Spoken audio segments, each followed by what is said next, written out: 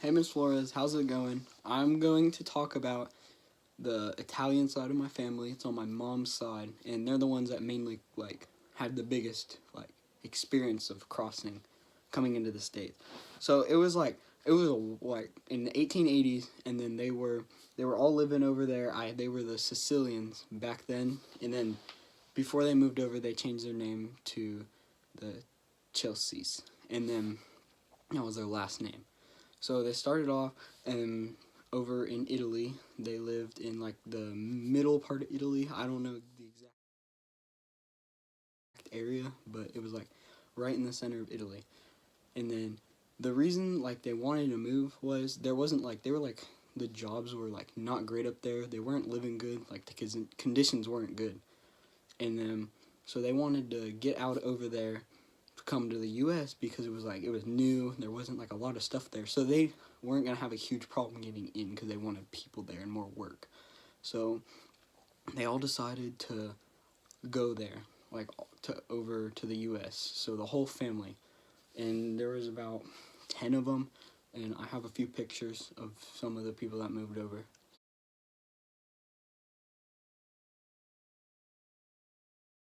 And then so their ideas to move was for more work. That was the biggest purpose of moving. And then they were treated all right there. It wasn't they were being forced to leave or they had a reason to leave besides work. Nothing mentally or anything. It wasn't a bad living condition. But they were the biggest adjustment that they were going to have to make was probably just language and new people and just treated different. But we'll talk about that later. And then they thought coming in to the U.S. they thought it'd just be just like at home, but better people. That'd be it, because the people there weren't super nice after everything was going on over there.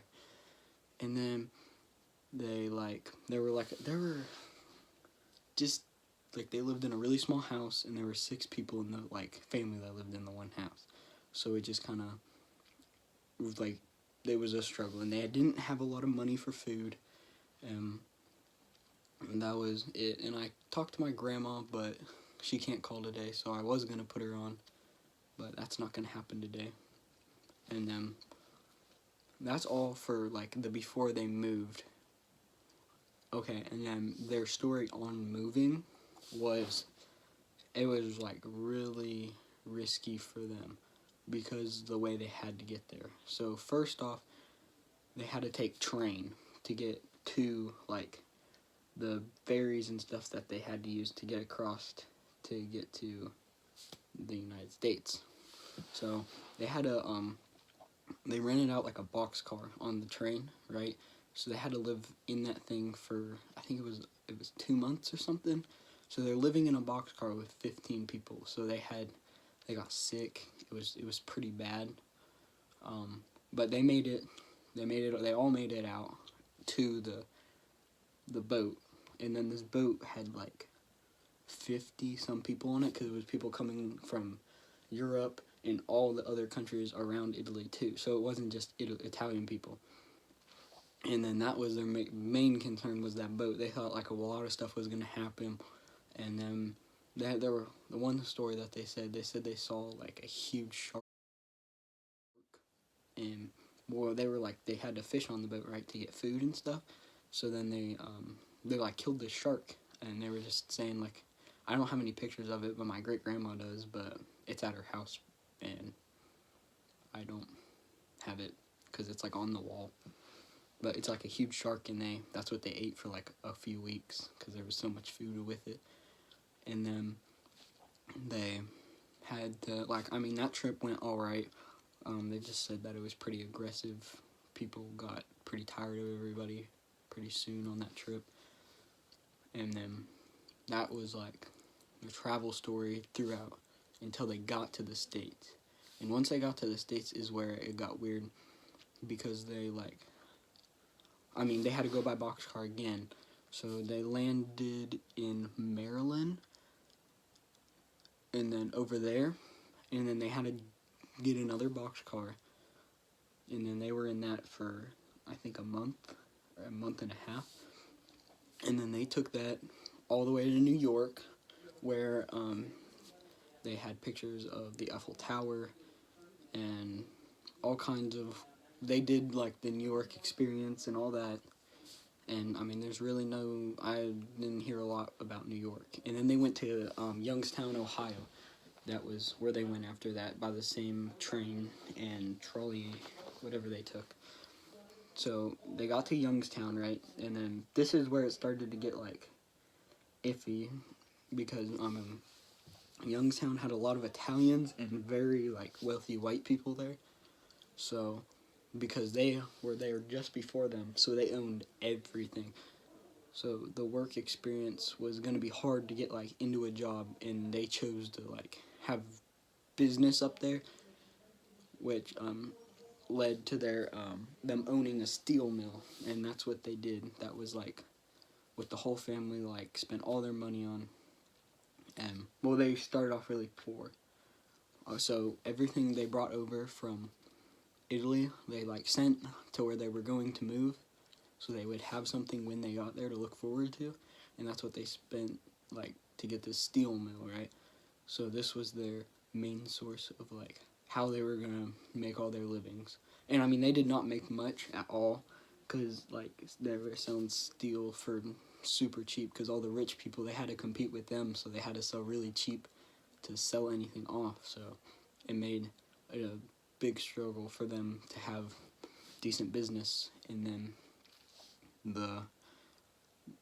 so when they got there, right, they started the steel mill. They were saying, because they each of them sent over like it was like a few pennies. They were really really poor over in Italy, so they could afford this, so they started the steel mill before it was actually there. So they built this thing from the ground up to make steel for a job, because they didn't have anything. And then so they used these few pennies to like, I mean, it was more than a few pennies, but like each of them all combined, they had about $50. And I mean, that sounds like nothing today, but they could buy quite a bit back then, because this was around 1885 when this happened. And they had this plot of land, right?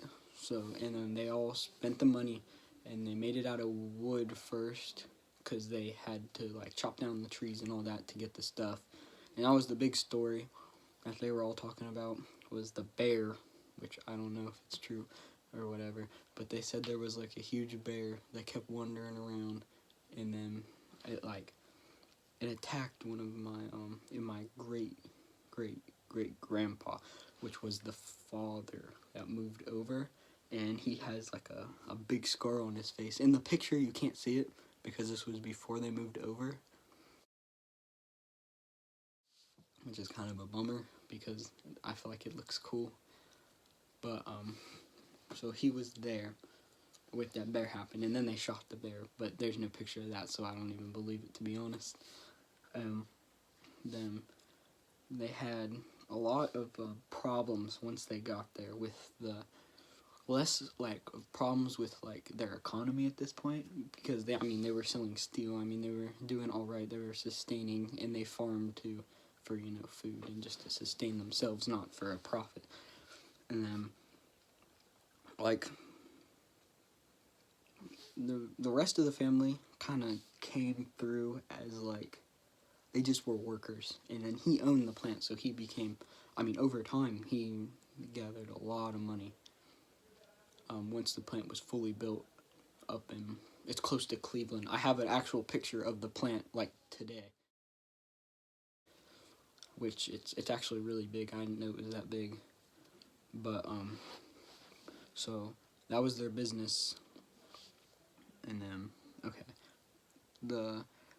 the adjustment in there, they said that it was no different than it was in Italy, besides better work. But they said, I mean, besides the food was different, definitely. They said it was more homegrown, because they used to go out to shops, because they didn't have a farm. They lived in the inner city. which was not enough for them. And so they're self-sustaining themselves there, like hunting, fishing, all of that stuff. And then once they made the steel mill, they changed their name to Chelio. And the reason for the Chelio switch was to sound more American, because they didn't want to come off as Italian. They wanted to be as, like, fit in as much as possible. They did not want to sound like an immigrant.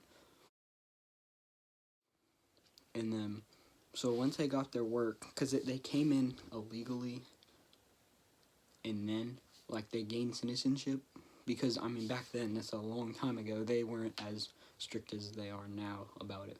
So they could get in pretty easily and get citizenship once they had work, because they owned a factory, so they got citizenship from that. And then as we went, they grew up like on steel mill. They were all steel mill farmers, steel mill, steel mill, steel mill. That's all they thought about. And they worked there for most of their life until a few more generations in 1919 with my great-grandpa. And he moved down to South Carolina because at this point they were pretty wealthy, so he had the money to go down there. And he opened a big, like, plantation, like, not a slave plantation or anything. It was like, what was it? It was soybeans, that's what it was. Down south they had, and then I don't know much about because, I mean, he moved down there. I don't even know where he is now. And he just wanted to move to be away from the family. He wanted to be the one person that was different from everybody else. That's all I know about him. And I don't even have any pictures of him, so I couldn't find much on him. And then what they carried on up there was they continued this plant, and they lived there all the way. I mean, they went from 1880s to the 1950s up there before he moved down. And then he started his own thing down there and just never came back. And I think it's funny because my dad's family, they were really rich up there too, with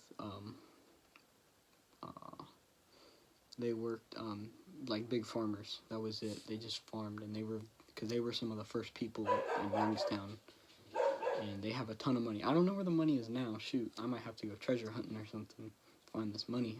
But yeah, they were loaded. And then back to family we're talking about. My mom's mom was born in 1918, because she's really old now. And then it was 1918, yeah, that's right. And she's dead now, but she had my mom really, like, old.